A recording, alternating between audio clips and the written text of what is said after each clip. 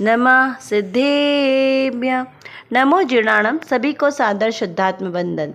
भाद्रपद शुक्ल चतुर्दशी का यह पावन दिवस और शाश्वत पर्व 10 लक्षण महापर्व की पूर्व संध्या पर प्रसारित होने वाला यह सोनगढ़ का संदेश आज हमारे सामने प्रस्तुत है।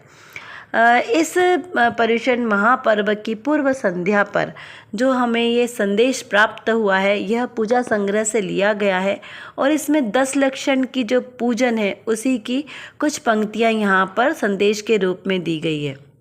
देखिए ये जो 10 धर्म की पूजन है ना, ये बहुत ही कहते हैं कि प्रेरणादायक तो है ही, पर जीवन में उसको उतारने लायक है।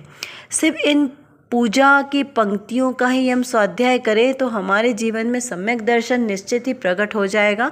इस प्रकार के इसमें सार गर्भित बात इस पूजन में आई है। तो पहले हम आज इस पूजन की पंक्तियों को पढ़ते हैं। उत्तम क्षिमा मार्दव आर्जव भाव है, सत्य सोच संयम तप त्याग उपाव है। आकिंचन ब्रह्मचर्य धर्म 10 सार है, चौगति दुख ते काढ़ि मुक्ति करतार है। करे कर्म की निर्जरा भव पिंजरा विनाश, अजर अमर पद को लहे ध्यानत सुख की राश। ऐसे यह ध्यानत राय जी द्वारा लिखित पूजन की कुछ पंक्तियाँ हैं यहाँ पर। इसमें 10 धर्मों के बारे में लिखा गया है। अब ये सोचेंगे कि 10 धर्म, तो एक्चुअली 10 धर्म नहीं होते। 10 धर्म तो एक ही प्रकार का होता है, जो वस्तु का स्वभाव है उसे धर्म कहते हैं, लेकिन उसके लक्षण रूप यहाँ पे 10 भेद रूप बताए हैं।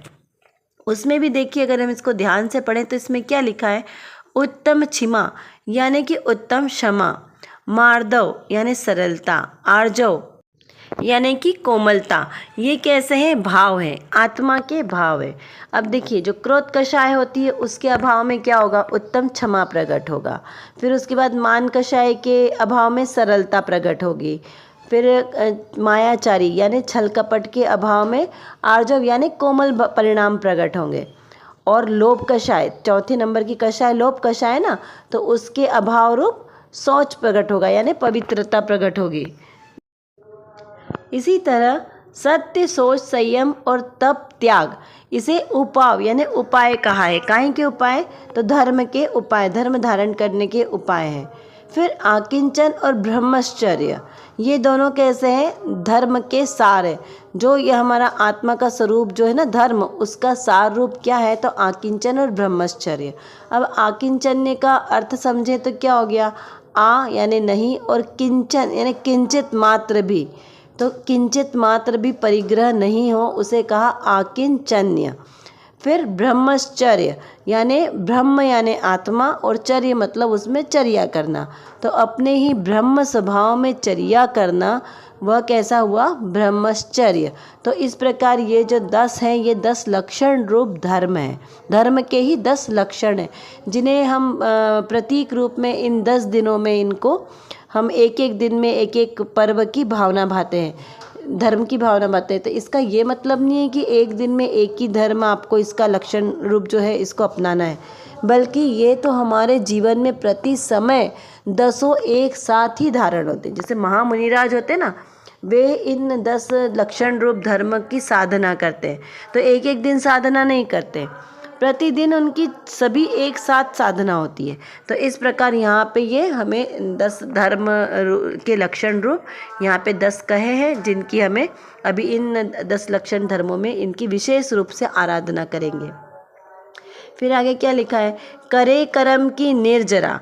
अच्छा, अब ये जो हमने 10 लक्षण रूप धर्म देखे, तो इनकी साधना करने से क्या फल होगा?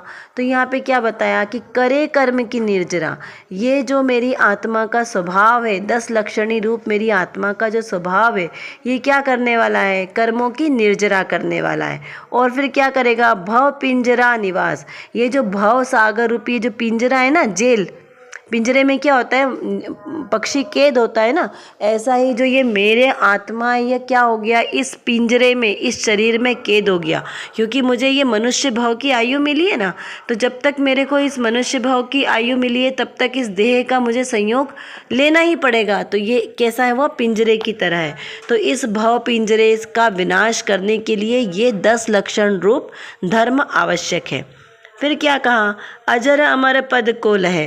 तो इनकी भावना भाने से, इनकी साधना करने से क्या होगा, अजर अमर पद लहे यानी प्राप्त होना, तो अजर अमर पद की प्राप्ति होगी। अब कौन सा अजर अमर वाला पद, हमने जैसे पुरानी कहानियों में सुना है ना कि पुराने लोगों को ऐसे मंत्र तंत्र के साथ अजर अमर हो जाते हैं। तो अमर ऐसे कोई अमर नहीं होते हैं। यहाँ अजर अमर से मतलब है आत्मा तो मेरा अजर अमर ही है ना, ना तो आत्मा का कभी जन्म होता है, ना आत्मा की कभी मृत्यु होती है, वो सदा शाश्वत एक जैसा ही रहने वाला है। तो वो अजर अमर कब कहलाएगा, जब वो कर्म के बंधन से मुक्त हो जाएगा, तब वो रियल तरीके से अजर अमर कहलाएगा। यदि उसके साथ कर्म का बंधन है तो वो तो फिर संसार में घूम रहा है ना, भटक रहा है, तो दुखी प्राणी है, तो उसे अजर अमर की उपमा नहीं है। जो जीव स्वभाव की दृष्टि से तो देखेंगे तो वो तो अजर अमर ही है। ध्यानत सुख की राश, ऐसे ही जो ध्यानत राय जी जो कवि है, बहुत ही मार्मिक रचनाएं लिखने वाले ये कवि थे। इन्होंने बहुत सारी पूजन और भजन आदि लिखे हैं, जिसमें सारा जैनागम का सार भर दिया है। भजनों के माध्यम से आप स्वाध्याय कर लो, ऐसे आध्यात्मिक भजनों की एक विस्तृत श्रृंखला हमें प्रदान की है। ऐसे ये महान कवि हुए जिन्होंने ये बहुत ही सुंदर पूजन लिखी है, जिसकी हमने यहाँ पे सिर्फ स्टार्टिंग की ही कुछ पंक्तियाँ लिए। पूरी पूजन इन 10 दिनों में आराधना के साथ की जाएगी और हम इन 10 लक्षण धर्म के स्वरूप को समझें और उसको अपने जीवन में उतारें। देखिए, जो मुनिराज होते हैं ना, मुनिराज इन 10 धर्मों की आराधना करते हैं, 12 भावनाओं का नित्य प्रति चिंतन करते हैं, 22 परिसर को सहन करते को जीतते हैं और 12 अनुप्रेक्षा 12 भावना का चिंतन करते और 12 प्रकार के तपों को आदरते हैं। इस प्रकार उनका जीवन होता है और ऐसे ही जीवन हमें भी शीघ्र ही हम ऐसा जीवन को साधे, ऐसी हमारी मंगल भावना होनी चाहिए। तो ये जो 10 लक्षण पर्व होते हैं ये संयम की साधना के पर्व हैं। देखिए, अभी थोड़े दिन पहले ही हमारी अष्टानिका महापर्व गया, तो वो कैसे थे, वो वैभव के प्रतीक थे कि वहाँ देव इंद्र अपने चतुर्निकाय की देव जो होते हैं वो अपनी पूरे वैभव के साथ नंदीश्वर द्वीप जाते हैं और वहाँ जाके जिनालयों में पूजन अर्चना आदि करते हैं 8 दिन तक। तो वहाँ पे वो वैभव को दिखाने वाला प्रतीक का पर्व था। और ये शाश्वत पर्व संयम की साधना के लिए पर्व है। जो महामुनिराज जो संयम की साधना करते हैं और वहाँ से मोक्ष की प्राप्ति करते हैं, दोनों में डिफरेंस है। जो देव लोग रहते हैं उनमें संयम की प्रधानता नहीं है, क्योंकि वैभवों से संयुक्त है ना, तो वहाँ पे संयम नहीं है। लेकिन मुनियों के पास संयम की साधना है और वहीं से मुक्ति का मार्ग है, वहीं से मोक्ष जा सकते हैं। तो ये हमारा बहुत ही महाभाग्य का उदय है जो हम इस प्रकार इन 10 लक्षणी रूप धर्म की साधना करें, आराधना करें और अपना सम्यक दर्शन ज्ञान चारित्र को पुष्ट करें और शीघ्र अतिशीघ्र हम मोक्ष सिद्धालय में विराजमान हो, ऐसी हमारी भावना होनी चाहिए। ये 10 लक्षण महापर्व वर्ष में 3 बार आते हैं, चैत्र, भाद्र और माघ के महीने में। शुक्ला पंचमी से प्रारंभ होकर अनंत चतुर्दशी तक यह 10 दिन के पर्व चलते हैं। इन 10 लक्षण रूपी धर्म में उत्तम शब्द सम्यक दर्शन का प्रतीक है। तो सम्यक दर्शन सहित वीतरागता को लिए यह 10 लक्षण पर्व प्रारंभ होते हैं, जिसमें दर्शन मूलो धम्मो, यानी धर्म का मूल दर्शन है, इस प्रकार यहाँ पर कथन आता है।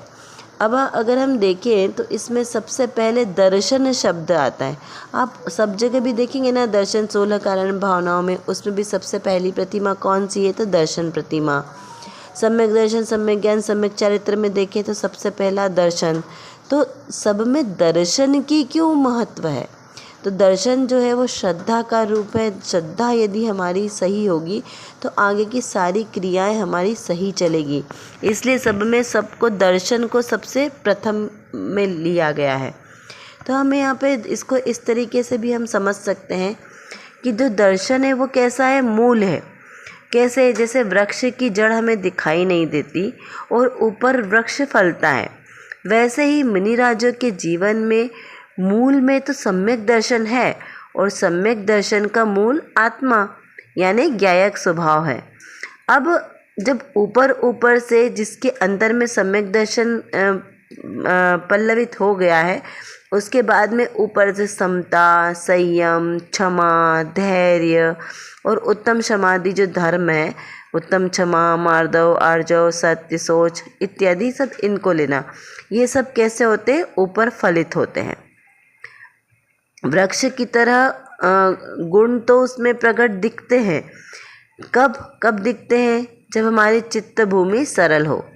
तो जिसकी चित्त भूमि सरल होगी, जिसकी भाव भूमि सरल होगी, नरम होगी, उसमें ही धर्म के बीज अंकुरित होंगे।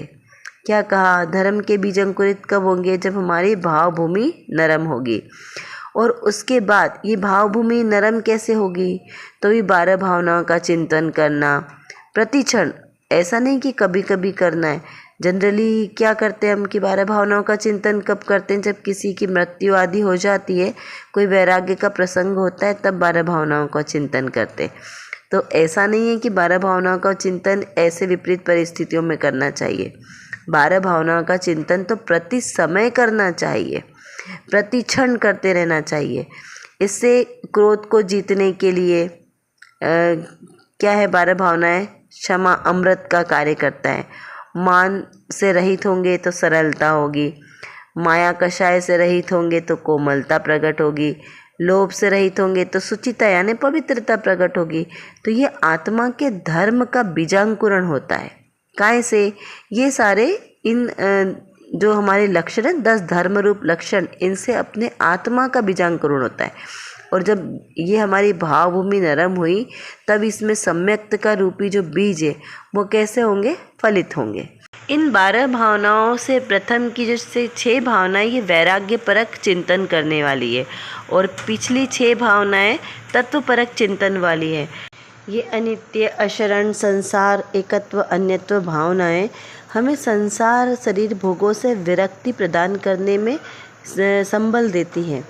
संसार की जीवन भर की कमाई एक समय में चली जाती है, ऐसा हमें अनित्य भावना बताती है। और आत्मा के आश्रय से आत्मा की एक समय की कमाई अनंत काल तक आनंद का रसामृत देने वाली है। ऐसी अद्भुत चर्चा इस हमारे आत्म स्वभाव के साथ हमें समझ में आती है। तो इसी प्रकार ये जो 12 भावना है, इनका प्रतिपल चिंतन करने से हमें वैराग्य की उत्पत्ति होती है और हम अपने इन संसार शरीर भोगों से विरक्त होकर आत्मस्वरूप को पहचानने का प्रयास करते हैं। तो चलिए अब हम आज की यहाँ की रत्नकणिका भी देख लेते हैं। रत्नकणिका में कौन सी विशेष बात आई है। यह रत्नकणिका पर्युषण पर्व के उपलक्ष्य में प्रस्तुत की गई है। इसमें लिखा है कि भाई, ऐसी प्रथा थी कि जब श्रावण का महीना आता था तो 2-4 सेठियाँ मिलके और 5-5 सुपारी लेकर घांचियों यानी मुसलमानों के पास जाते थे। तो मुसलमान समझ लेते थे कि अब बनियों का पर्युषण के दिन आ गए हैं, हमें श्रावण सुद एकम से अपनी घानी को बंद करना होगा। आह्लाद पूर्वक गुरुदेव श्री कहते हैं कि कुम्हार के यहाँ जाकर 5 सुपारी रख दे तो वो समझ जाते थे कि श्रावण मास में कुंभकारी नहीं करना, और वह 1 महीने के बाद भी पहले शुरू कौन करे, क्योंकि पहले शुरू करने वाले को अधिक पाप लगता है, इसीलिए इसे शुरू करने से अधिक समय लगता है। ये मुसलमानों की बात है। हर कोई इतना अमीर नहीं था, लेकिन इन सेठियाओं और जैन धर्म की ऐसी छाप थी। इस प्रकार यह प्रसंग बताने का यहाँ पर अर्थ इस प्रकार है कि पहले जैनियों की ऐसी छाप थी, उनके जो संयम आदि की इतनी महत्वता थी कि जो अन्य जो लोग थे वह भी समझ जाते थे कि जैनियों का पर्व है तो उन्हें भी संयम से रहना है। जैसे इन पर्युषण पर्व के 10 दिनों में कोई कत्ल खाने नहीं चलते थे, जो अन्याय अनीति वाले कार्य होते थे वो सारे रुक जाते थे।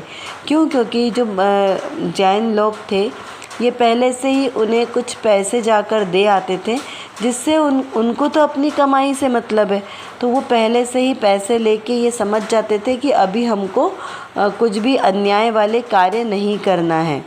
तो इस प्रकार पहले जैन लोगों की ऐसी छाप थी। छाप से मतलब है कि उनके संयम की इतनी प्रधानता कि लोग उनसे इस तरीके से सम्मान करते थे उनका। लोग उनसे समझते थे कि अरे इनके पर्व आ रहे हैं तो हमें भी थोड़ा संयम से रहना है, इस प्रकार। लेकिन आज के वर्तमान परिप्रेक्ष्य में हम देखें तो बहुत धर्म धीरे धीरे गिरता जा रहा है। ये खुद जैन ही इन पर्वों के समय में संयम के साथ जीवन नहीं जी पा रहे हैं, तो अन्य लोगों को कैसे हम इसका उदाहरण देकर समझा सकते हैं। तो देखिए यहाँ पर ये बहुत ही स्पष्ट है, ये आज की रत्नकणी का।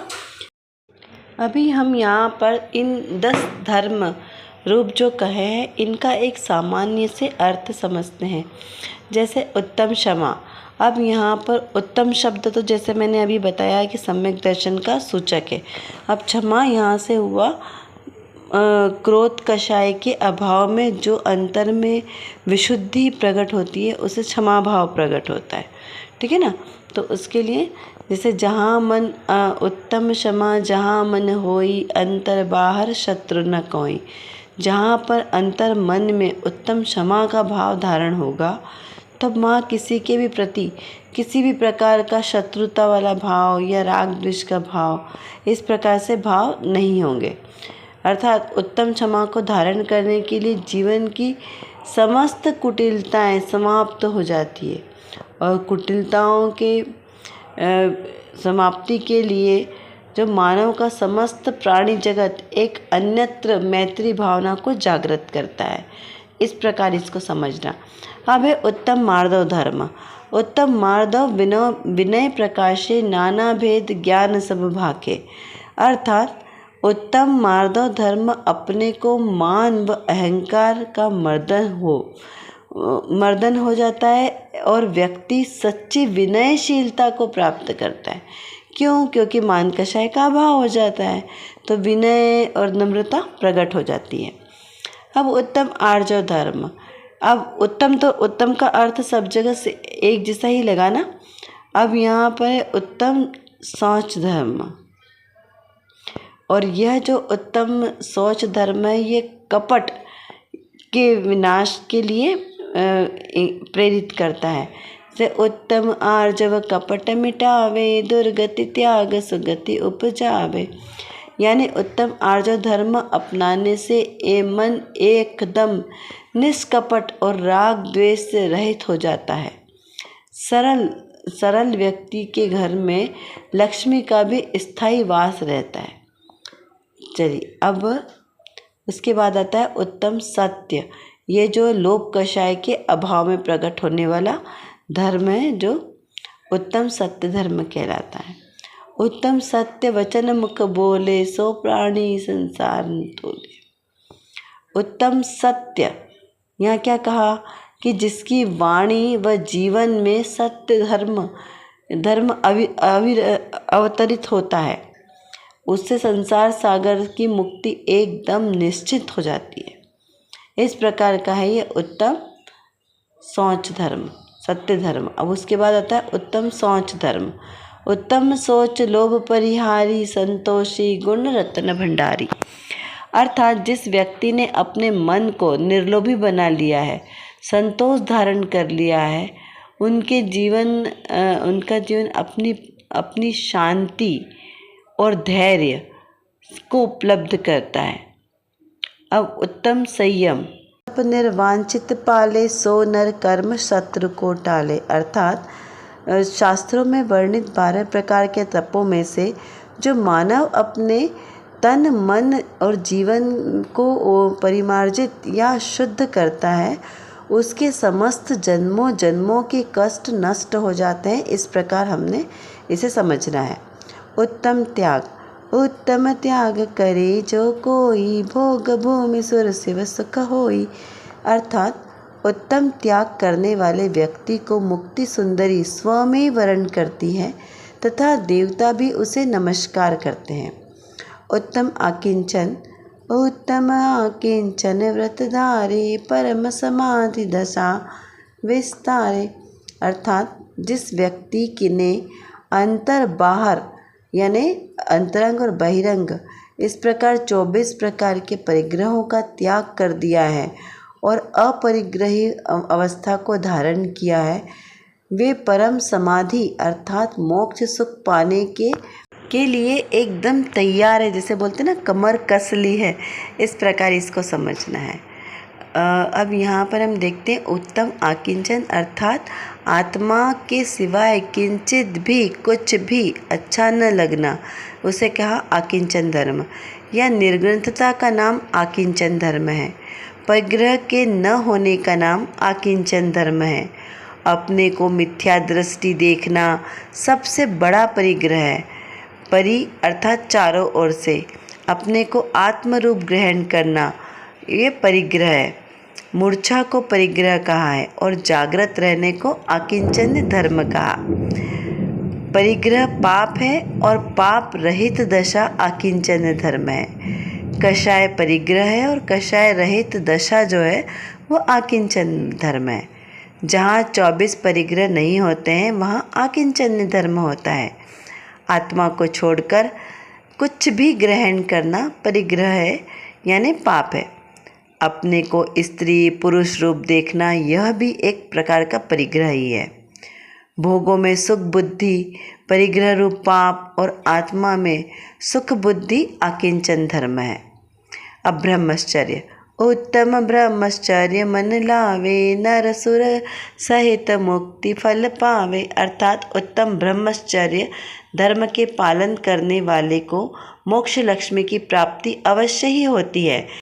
इस प्रकार यह 10 लक्षण पर्व के महान अवसर पर जो मनुष्य इन 10 धर्मों का समीचीन तरीके से सम्यक प्रकार से पालन करता है, अपने जीवन का को उत्कृष्ट बनाता है, उसी के जीवन का उद्धार होता है और वह आत्म कल्याण के मार्ग पर प्रशस्त करके अजर अमर पद को प्राप्त करता है। इस प्रकार यह हमने 10 लक्षण धर्म की पूजन की जयमाला का संक्षिप्त में अर्थ समझा।